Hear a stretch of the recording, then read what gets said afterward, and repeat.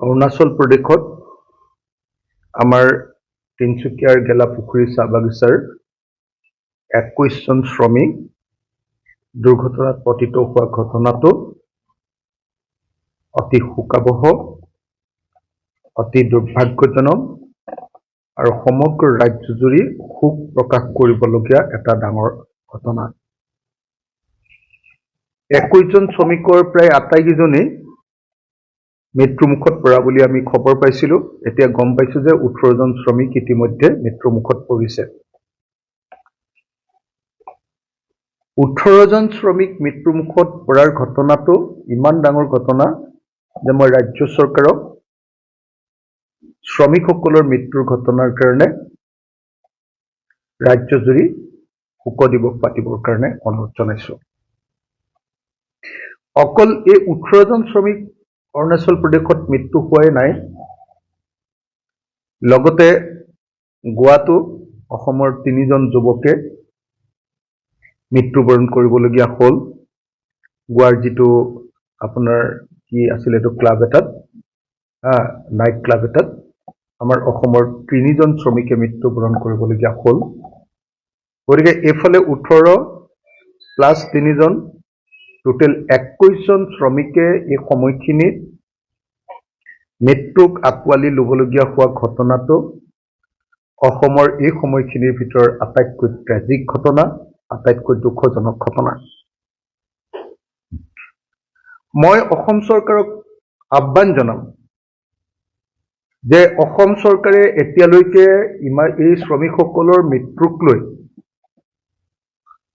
কোনো ধৰণৰ ইনিচিয়েটিভ নোলোৱা ঘটনাটো এটা দুৰ্ভাগ্যজনক ঘটনা।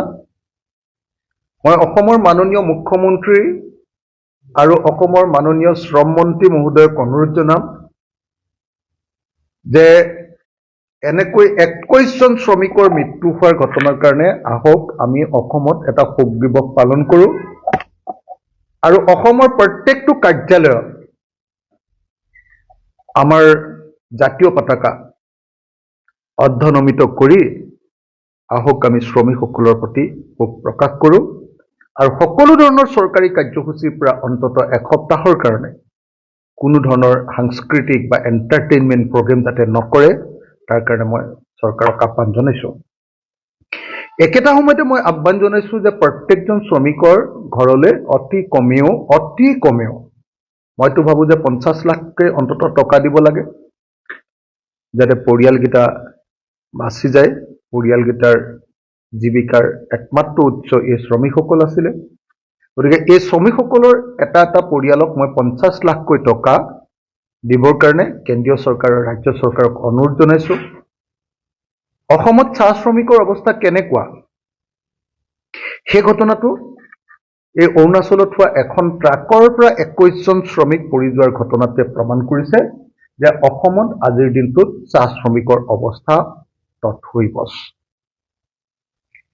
অসম চৰকাৰে সদায় কৈ আছে যে চাহ শ্ৰমিকসকলৰ জীৱন তেওঁলোকে বদলাই দিছে, কিন্তু এখন ট্ৰাকত